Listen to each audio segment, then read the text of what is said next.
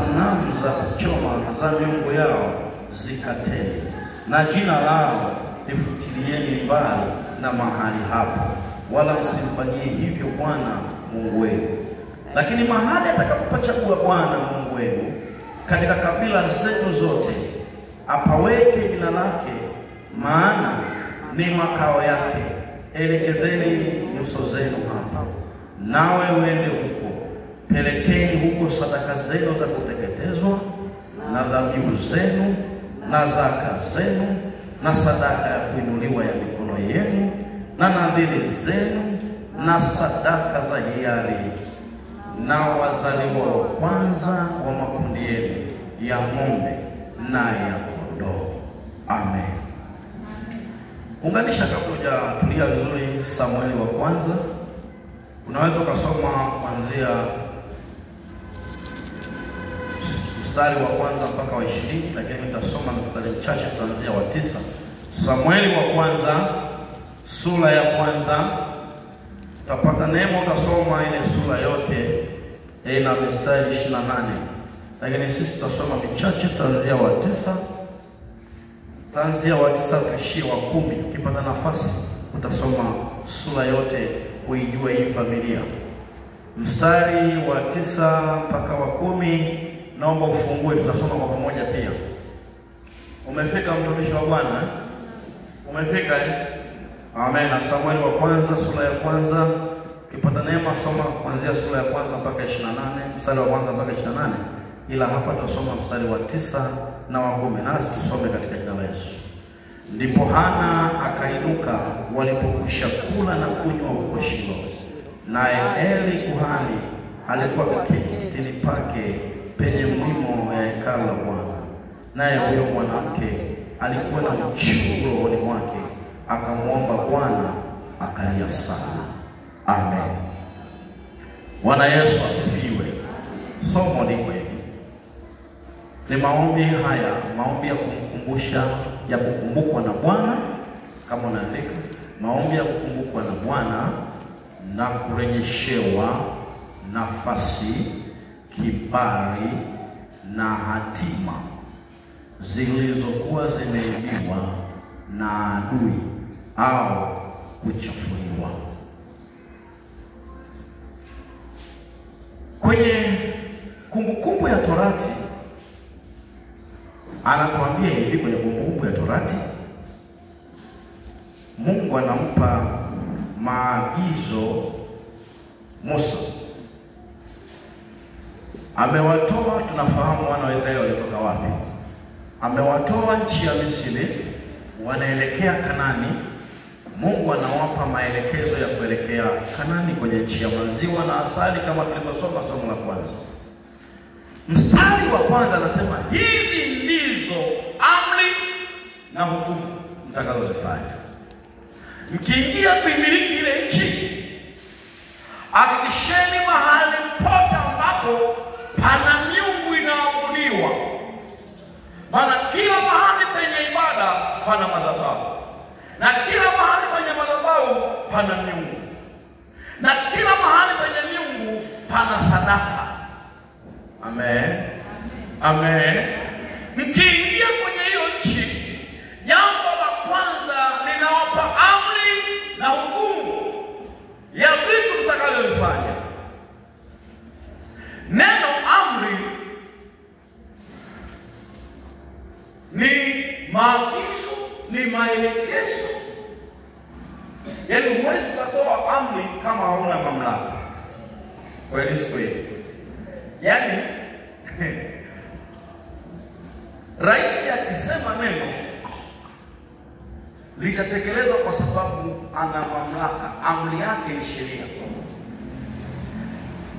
Wewe ambaye hata mjumbe hakujui, ukisema neno watasema wewe chizi kachanganyikiwa. Yaani neno la mtu asiye na mamlaka ni kama usivyo, kama mtu asiye na akili.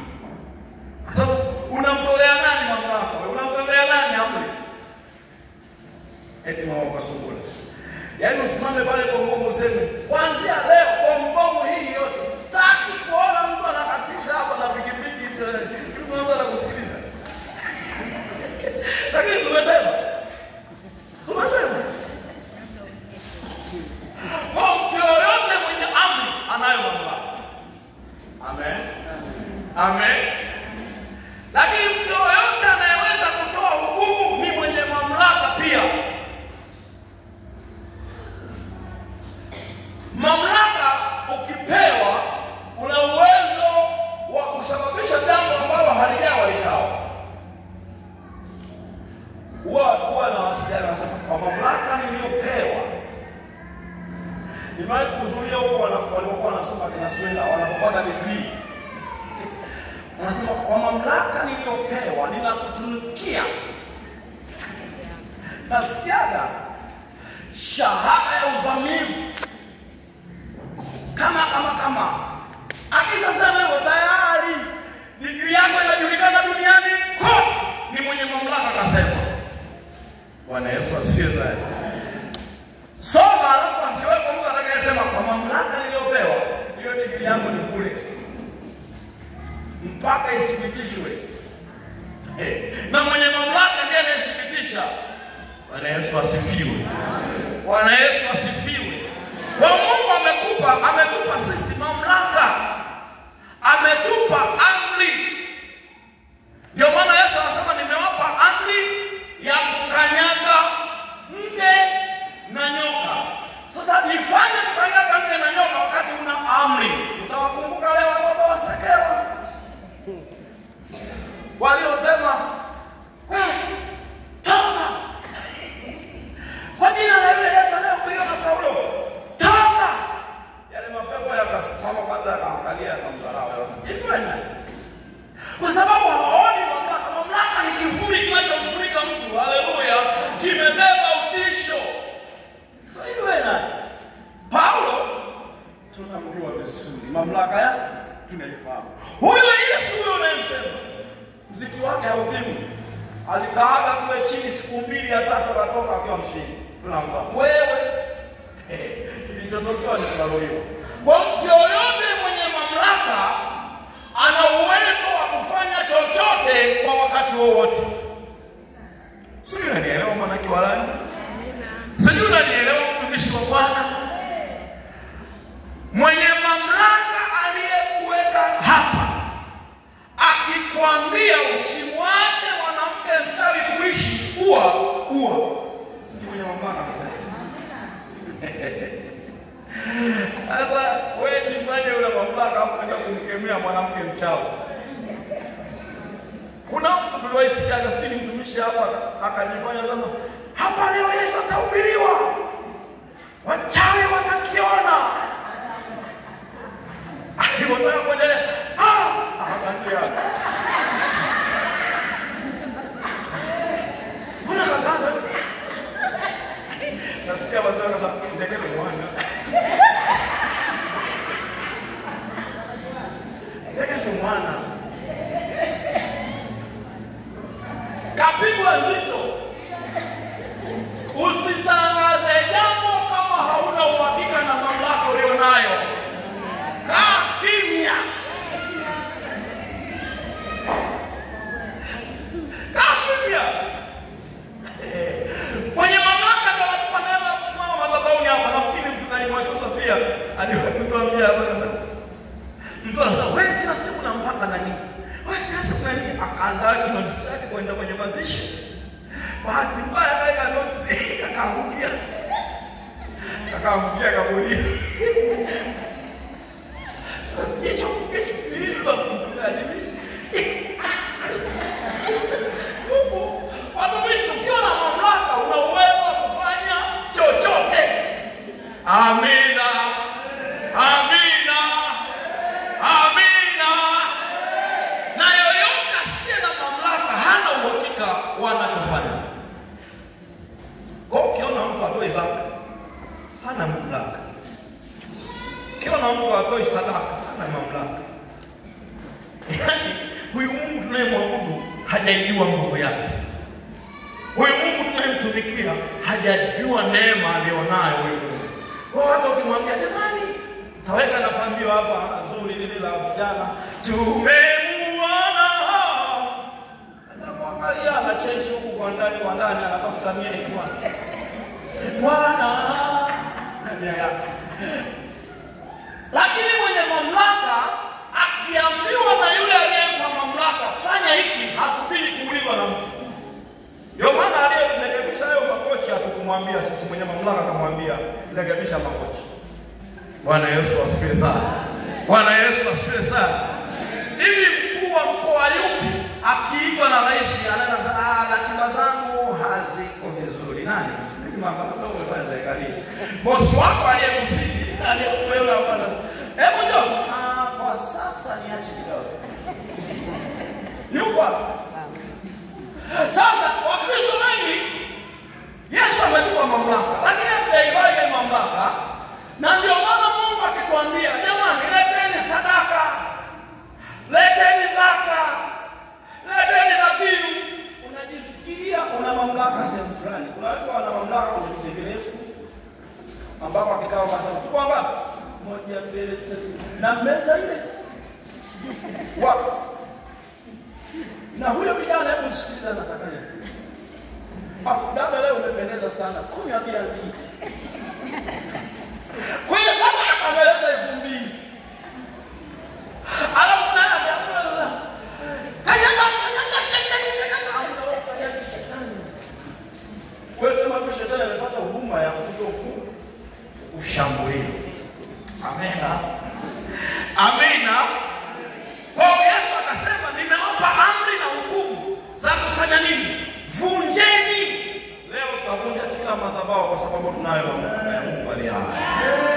Tutavunja kila madhabahu za kifamilia zilizokushikilia katika jina la Yesu. Tutavunja kila madhabahu za ukoo zilizokushikilia katika jina la Yesu. Tutazivunja madhabahu za eneo unaloishi katika jina la Yesu, zisikushikilie tena. Madhabahu za kitaifa zisikushikilie.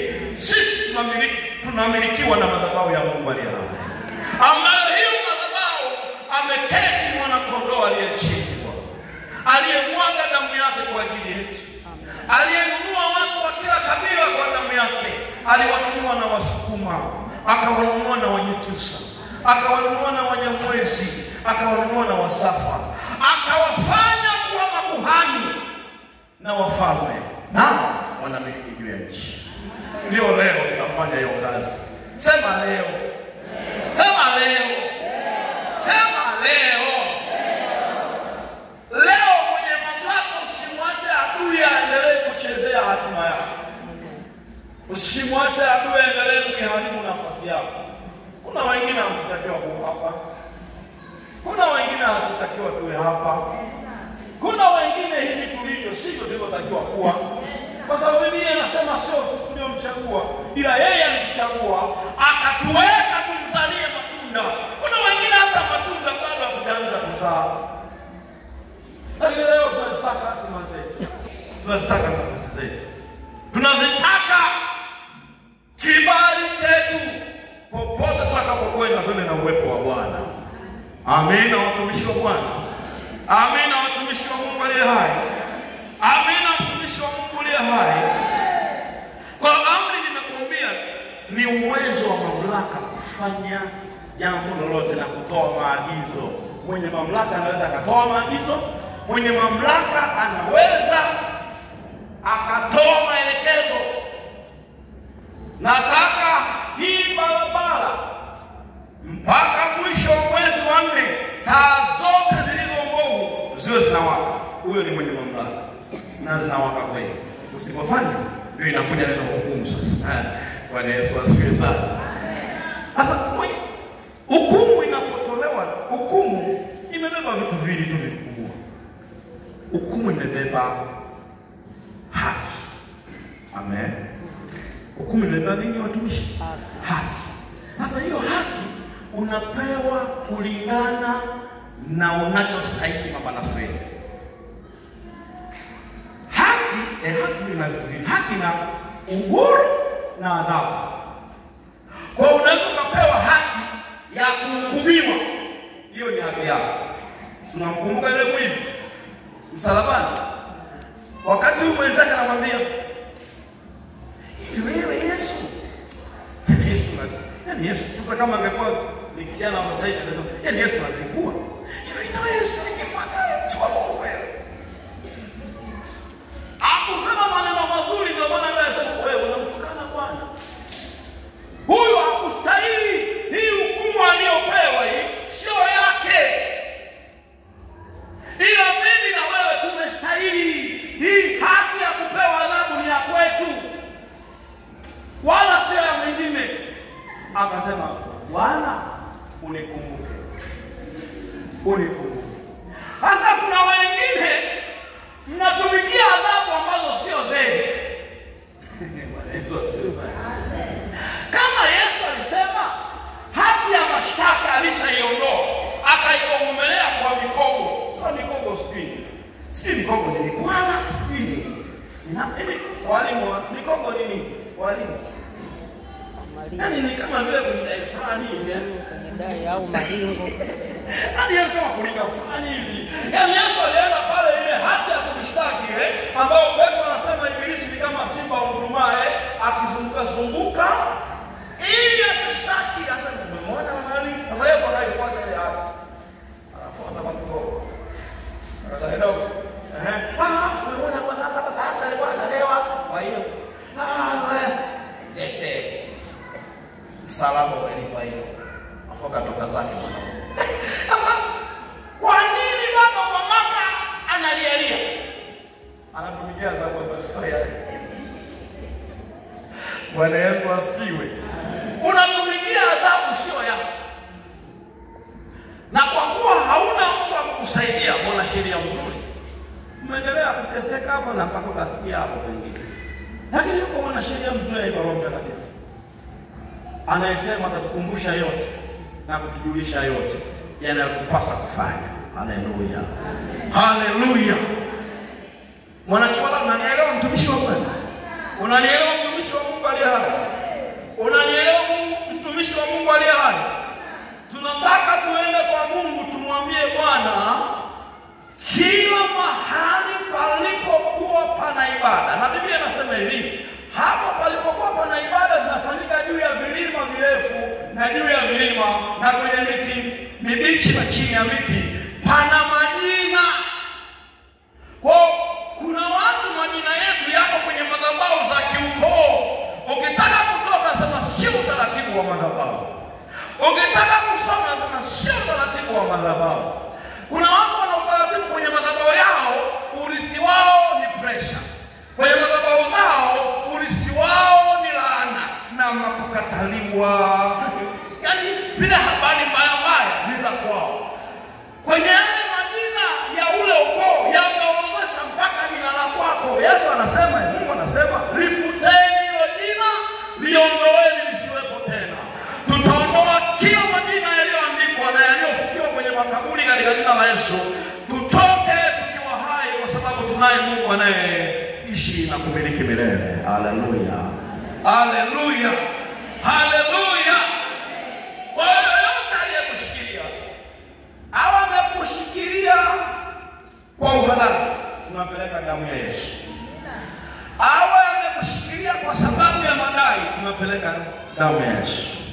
Au amekushikilia kwa sababu ya nafsi zenu zilikopa, Biblia inasema nafsi ya Yesu ilifanyika fidia kwa ajili yetu.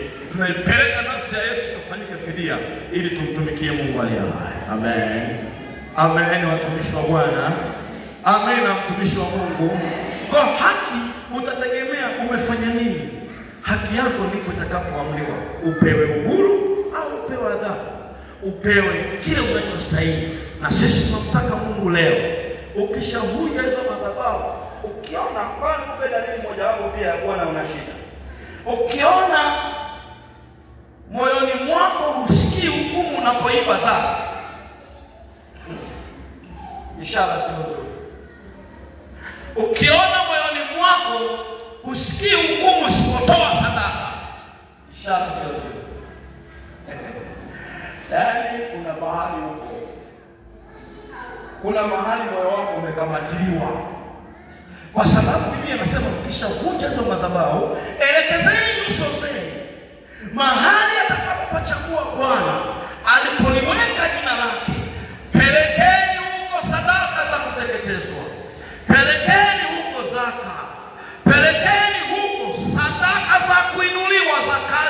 mikono yenu.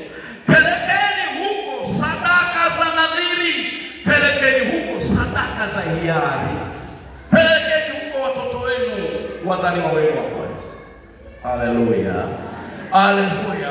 Sasa ukiona haya ambayo Mungu anayasema ya kupeleka zaka, kupeleka sadaka, kutekelezwa kwenye moyo wako hayapo, kuna shida. Na hiyo shida daktari Yesu leo yuko kutibu. Haleluya, daktari Yesu leo yuko kutibu, atatupa sindano. Akisha kukutibu na tukapeleka tunachopaswa kupeleka, ndipo Biblia inasema Bwana akatukumbuka. Haleluya. Tumemsoma Ana aliyeteswa na mke mwenzie. Hii ni familia ya Elkana. Aliyeteswa na mke mwenzake Penina. Haikumsaidia kulia na kukasirika, ilimsaidia alipochukua hatua. Haitakusaidia kujihurumia, itakusaidia kuchukua hatua. Haitakusaidia kulalamika, itakusaidia kuchukua hatua. Haitakusaidia kila siku unapeleka mashtaka kwa mwingine, itakusaidia kuchukua hatua. Anasema yule mama akaenda. Walikuwa wanaenda mara kwa mara kwenye madhabahu. Kama unavyokuja mara kwa mara, haitakusaidia sana hii madhabahu kama hujachukua hatua ya Mungu akusaidie. Haitakusaidia. Utakuja kama kawaida, kutoka kama kawaida.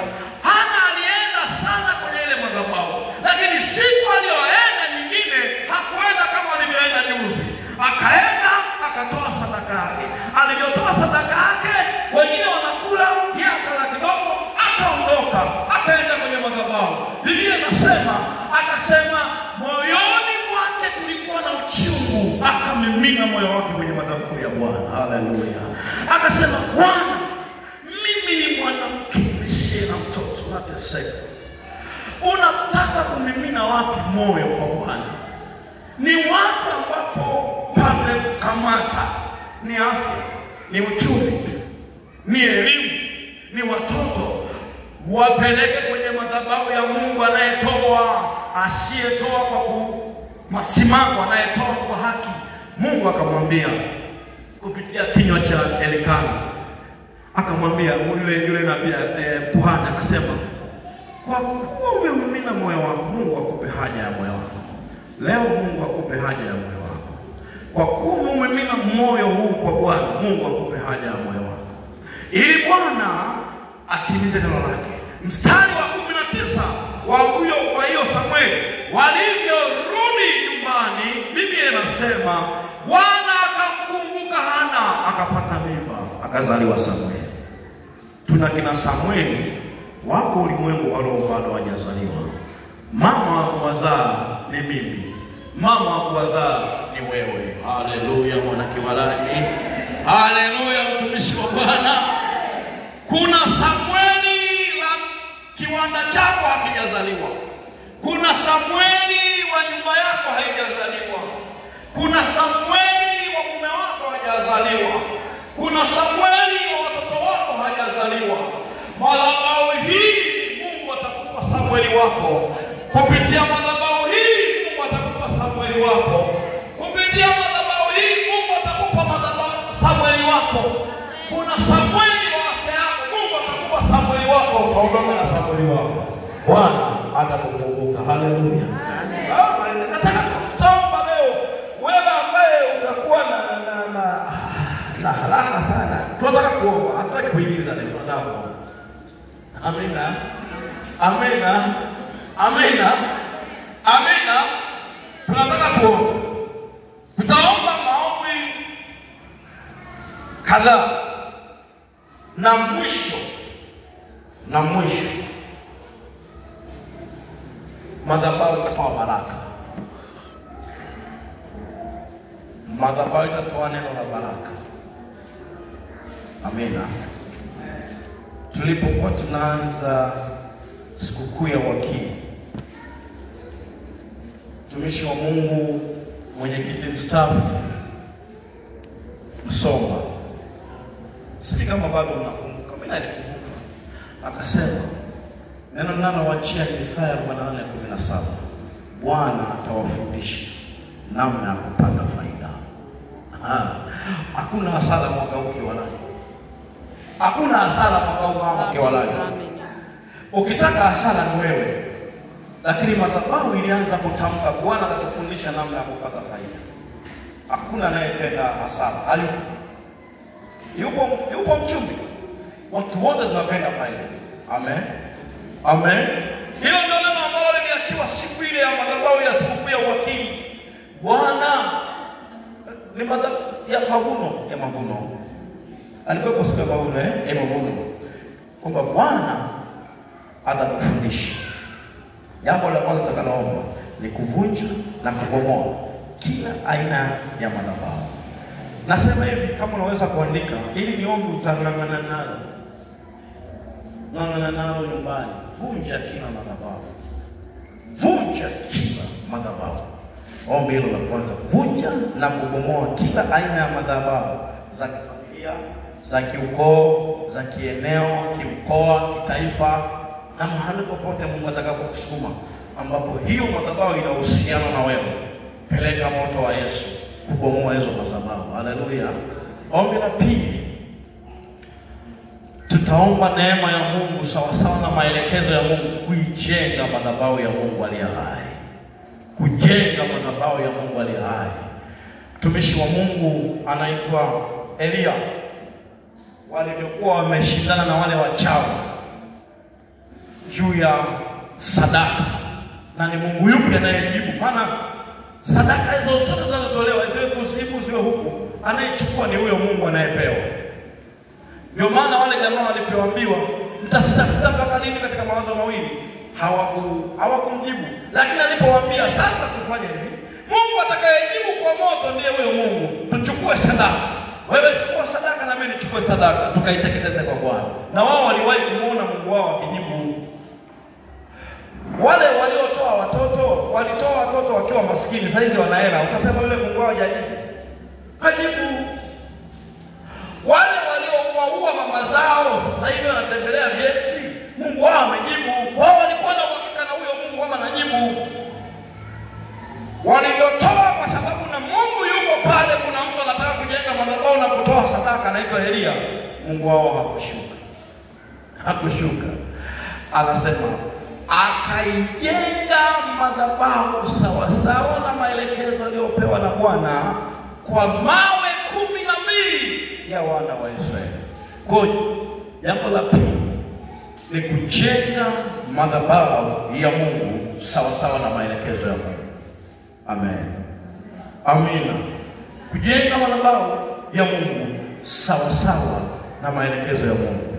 Jambo la tatu, ukishaijenga hiyo madhabahu unaitakasa. Kutakasa kwa lugha nzuri tu ya kiujenzi ni finishing. Finishing, yani finishing ni umaliziaje. Umejenga nyumba yako safi, hapo unapaka karangi, hapo unaweka hiki, hapo unaweka tiles. Huko ni kutakasa. Madhabahu hiyo inapendeza, iwe na harufu nzuri mama Kalinga. Madhabahu inayong'aa, inayoangaza. Mtu akiona madhabahu inameremeta. Yani sio kama madhabahu kamepauka. Tunaitakasa. Tunaifanyia finishing madhabahu yetu. Tunaipendezesha. Kutoa sadaka, toe zaka, toe dhabihu, toe shukrani, toe nabii, toe malimbuko ya yale Mungu anayokupa. Kufanya kile ambacho unasikia moyoni kufanya bila kusukumwa. Jambo la 4.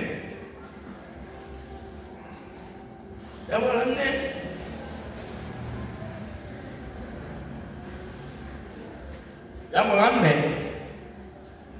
tukishaijenga hiyo madhabahu, tukaitakasa hiyo madhabahu, tunamimina mioyo yetu kwa Bwana. Haleluya. Kumimina moyo wetu ni kwamba kueleza haja ya moyo wako. Waefeso 4:6-7 anasema msijisumbue kwa neno lolote, bali kwa kila neno kwa kusali, kuomba pamoja na kushukuru, na haja zenu zijulikane na Mungu. Na Mungu